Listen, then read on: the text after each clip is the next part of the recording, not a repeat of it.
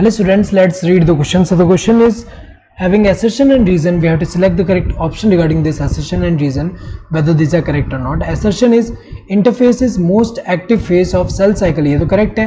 Interface जो होता है वो most active phase है cell cycle का.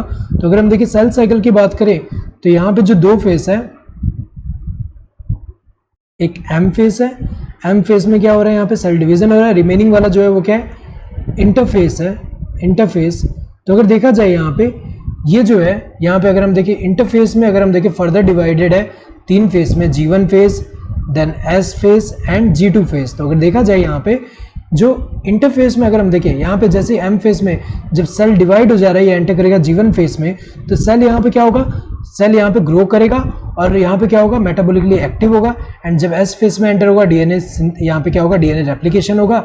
एंड देन यहाँ पे G2 में जब एंटर होगा प्रोटीन सिंथेसिस करेगा, जो कि किसमें इन्वॉल्व होंगे, सेल को प्रिपेयर कर रहे हैं M फेस में एंटर होने के लिए. तो अगर देखा जाए यहाँ पे क्या हो रहा है इंटरफेस में, अगर हम देखें एक तो मेटाबॉलिक एक्टिविटी हाई है, मेटाबॉलिक एक्टिविटी ये हाई है.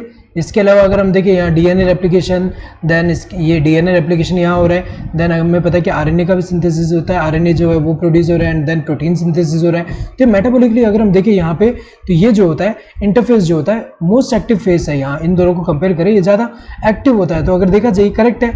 रीजन क्या दिया है, interphase last more than 95% of the duration of cell. So ये जो है ये तो करेक्ट है रीजन यहाँ पे.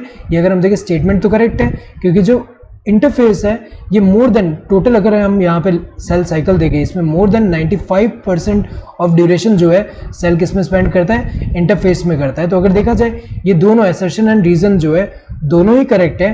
एंड रीजन जो है करेक्ट एक्सप्लेनेशन है असर्शन का, क्योंकि इतना ज़्यादा देर 95% अगर हम देखें यहाँ पे स्पेंड कर रहा है, तो इसलिए अगर हम देखें यहाँ पे जो एक्टिविटीज़ तो होनी है, क्योंकि यहाँ पे अगर हम देखें जो डिफरेंट फंक्शन के लिए डिफरेंट एक्टिविटी होगा तो यहाँ पे तो एक्टिव ही रहेगा. तो 95% ये क्या होगा है ड्यूरेशन में, ये अगर हम देखें इंटरफेस में है. सो यहाँ पे assertion करेक्ट है, रीजन भी करेक्ट है, and reason is the correct explanation of assertion.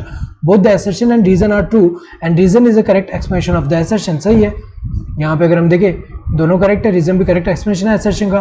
Both the assertion and reason are true but reason is not a correct explanation of assertion. ये तो गलत है, क्योंकि रीजन करेक्ट एक्सप्लेनेशन है assertion का. क्योंकि अगर हम देखें यहाँ पे सेल साइकिल में मोस्ट ऑफ द ड्यूरेशन तक अगर हम देखें इंटरफेस ही है, तो उस टाइम पे तो वो तो एक्टिव रहेगा ही सेल. तो अगर देखा जाए ये तो अगर हम देखें यहाँ पे ये जो है इनकरेक्ट दिया हुआ है. Next, the reason the assertion is true but the reason is false. गलत है ये तो, क्योंकि अगर हम देखें दोनों ही ट्रू है यहाँ पे.